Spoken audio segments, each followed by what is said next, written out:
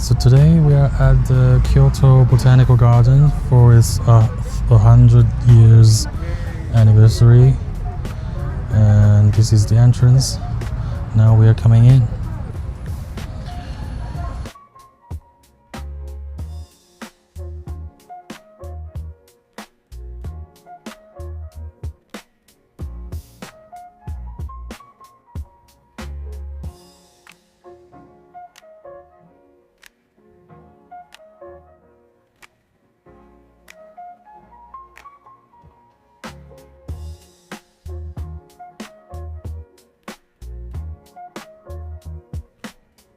So in order to make it more clearly, I will show you on the map. The inside of the garden has two big sections that I'm circling here, which is the cherry blossom and a big lawn. I will skip them because there's nothing else to see in autumn. And then I will show you how I enter from the north gate, going through it and entering the native Japanese plants, and then go through the hydrangea area, sunken park, and then the rose garden, and go through it again and eventually make it to the greenhouse. But I will show you the content of the greenhouse in the next video.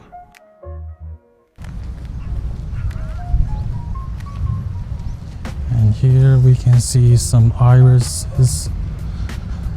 Now is autumn, November the 5th, so this is not a perfect season to see all kinds of flowers blooming. It's almost autumn time, but the temperature is rather high. Today is about 23-24 degrees, and it's a really sunny day, so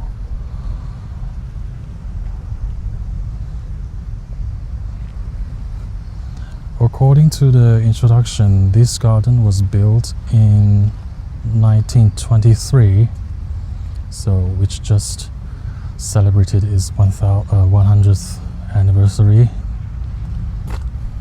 This is some dahlia.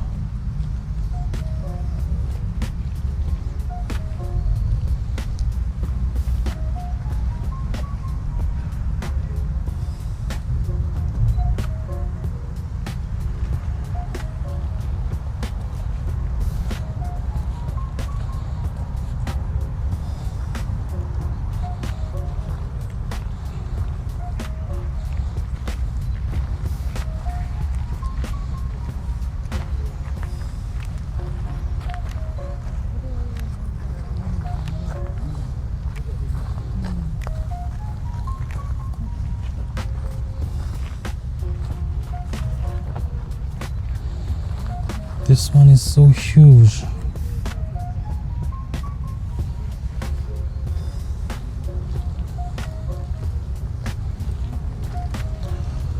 So I think this is the section of tubers plants. So as you can see,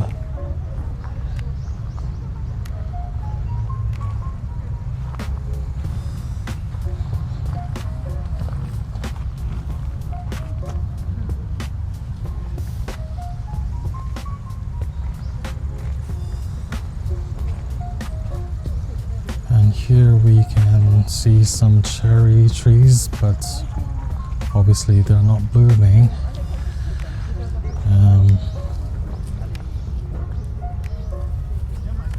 Some flower buds are coming out, so probably next April or May. And here, as an example, we can see this is how they're supposed to look like in springtime in this tubers area. Spring carpet. Now it is under maintenance, and I think they will plant some tubers before the winter comes. It is plant exhibition site, and I see a hall with blooming flowers behind these bushes. So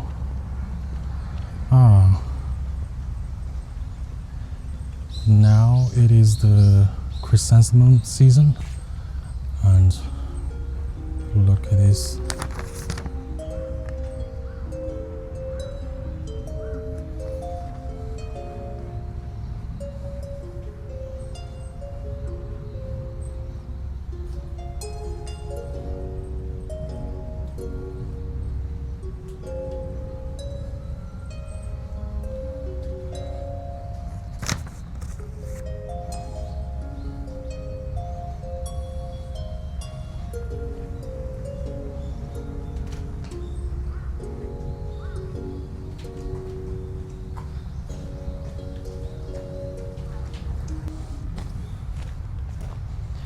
Now I'm entering the Japanese native plants garden, and in the editing and also when I was walking inside, I noticed that I almost knew nothing about the native species, so I will leave this section without any talking and let you enjoy with the music.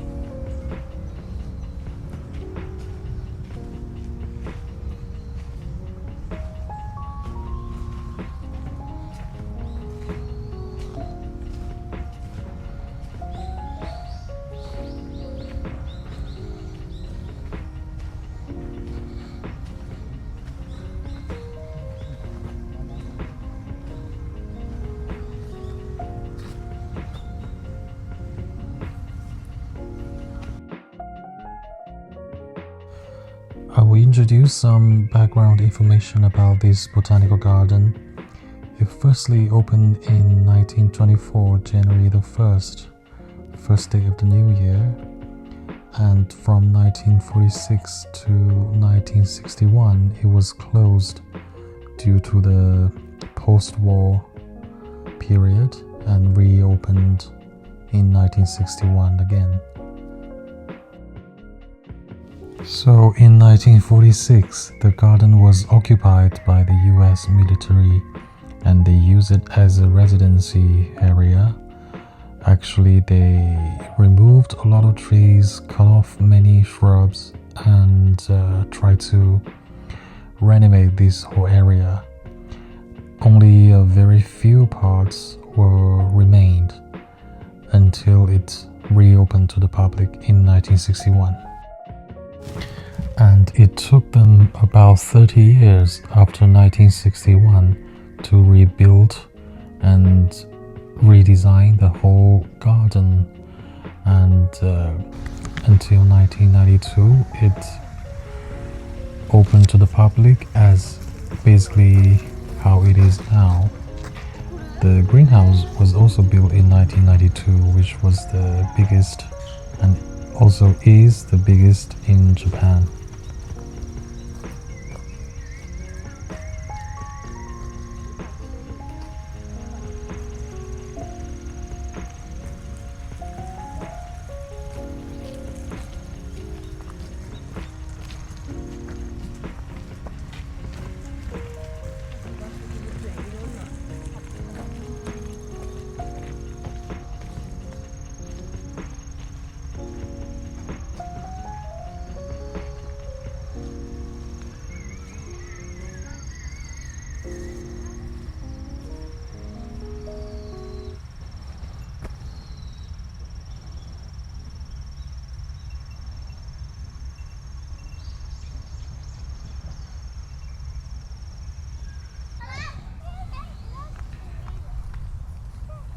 And here we are in the peony section.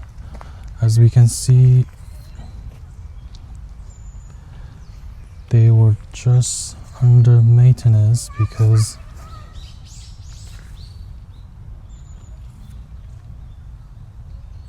they were pruned. This herbaceous peony and tree peony were all pruned, but if you look closer, it doesn't get focused. The new shoot are here, and they will come out in the springtime. And here is a big section of peonies with different varieties, but now it's wrong time.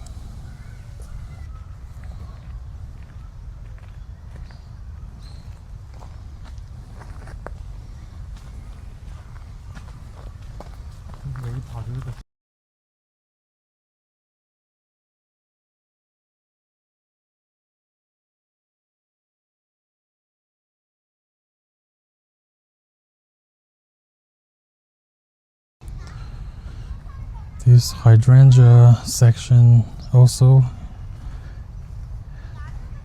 not in bloom, just got pruned, so many ugly leaves. And hydrangea is also very well celebrated and popular flower in Japan, and Japanese cultivators have hybrided and crossbreeded many different species, but now it is not June or July, so they are not blooming, and unfortunately what we can see is just the leaves. I don't know what this is. And here we are on the way to the sunken square, which is in the middle section on the map.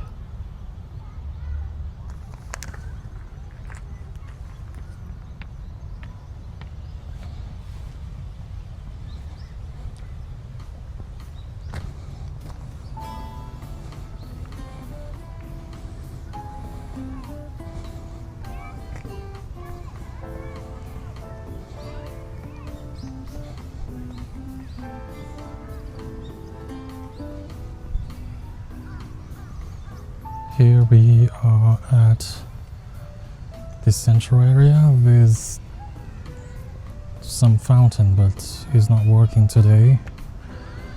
And you can see around the fountain there are plenty of flowers.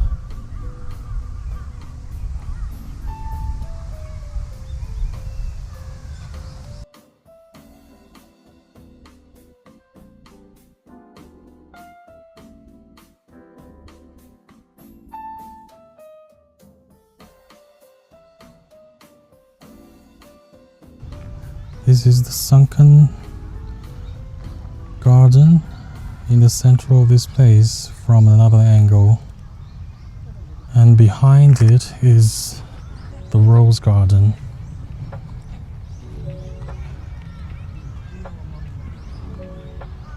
It is the autumn bloom, supposed to be less showy than the spring one, but they are still very impressive.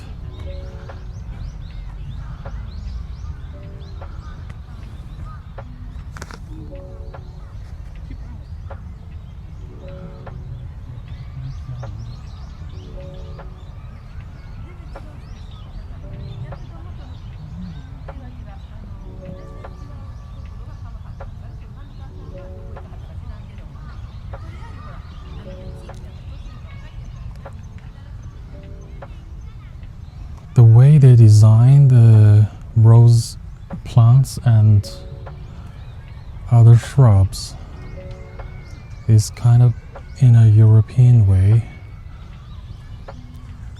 with mid-height shrubs making labyrinths.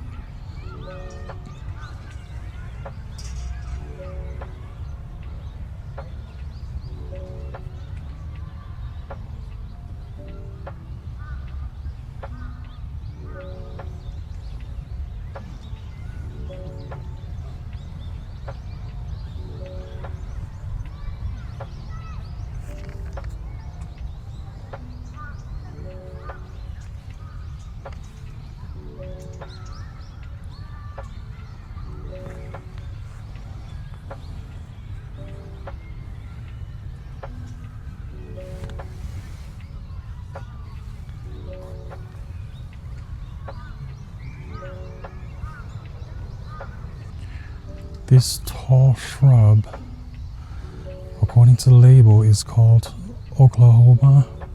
Is a new species, not new, is a species hybrided in 1964 with dark, deep red and very strong fragrance, and also very tall. It's about 2 meters 20 centimeters tall. And here we can see some orange and coral color in this direction. And this variety is called Souvenir d'Enfant.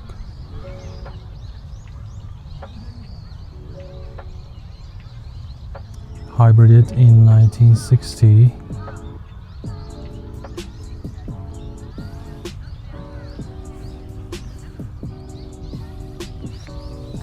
The color changes from new bloom to older bloom as it deepens. And here in this section we can see world famous varieties are here. This is Double Delight, this is Peace.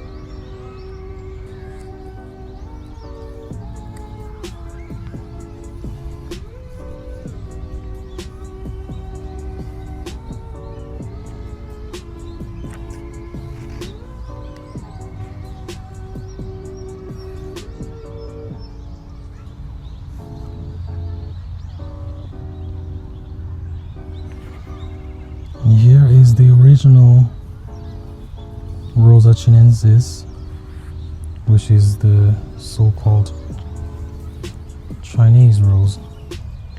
They're single-petaled but brings a very important character to modern roses, which is perpetual blooming. In Chinese it also means monthly blooming, and in Japanese means every 60 days. But actually is just describing how often they bloom, not just once a year, but at least 2 seasons, in springtime and autumn time, not actually perpetually blooming. This variety called Hanagasmi, made by a Japanese gardener in 1984, which is a single petal one, but the fragrance is very strong.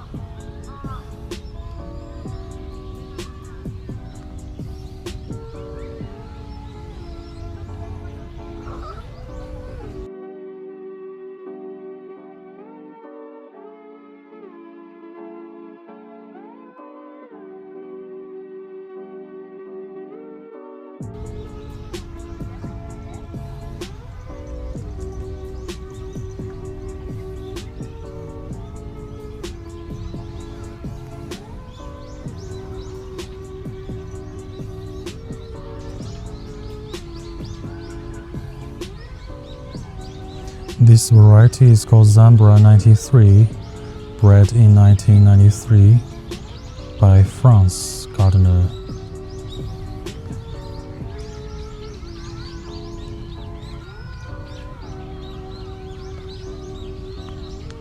It has very gentle fragrance, but I like this apricot color.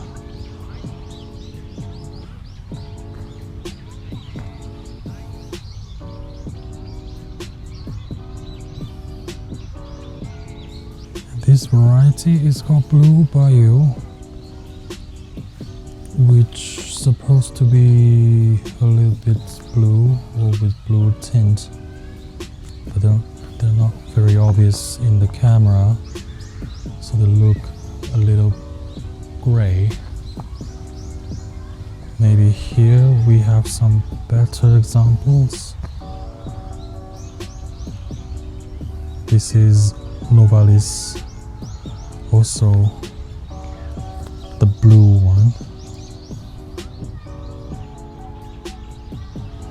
Here is a bread called shushu, made by Japanese gardeners in 2008.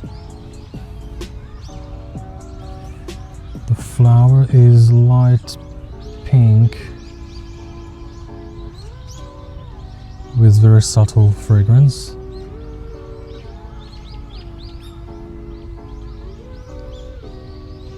Here is another one. So they are short shrubs. And one of them has already got a rose hip, been pollinized.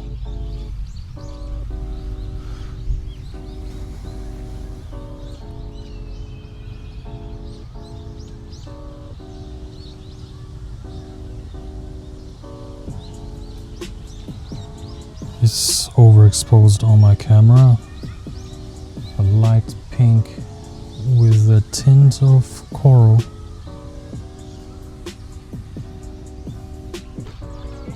And this is called Rusticana, a bread by French gardener made in 1975. Very bright orange. Not red, but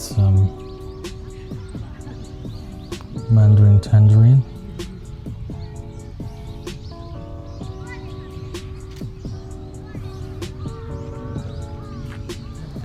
Next to the rose garden is a little plant shop. They're selling all kinds of things, either in bonsai shapes or in common containers. Here are some rhododendron, and here are some miniature roses, which is very celebrated in Japan, with only 400 yen.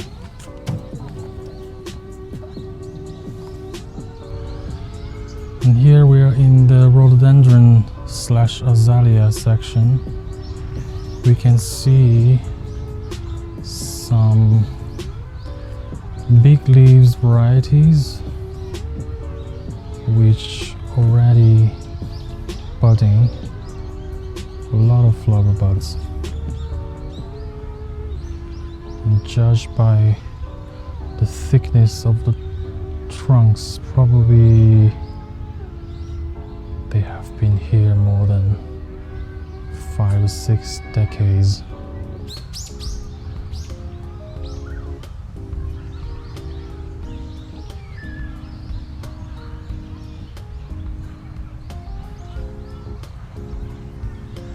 But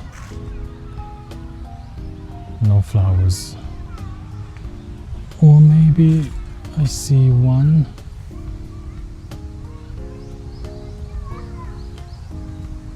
Just about to bloom, but this is not the correct season. With a little flower arrangement in the front. And we can see the glass and metal structure in the back, which I'm entering it now. This is the content of part 1, and in the next one I will show you the inside of the greenhouse. And see you next time.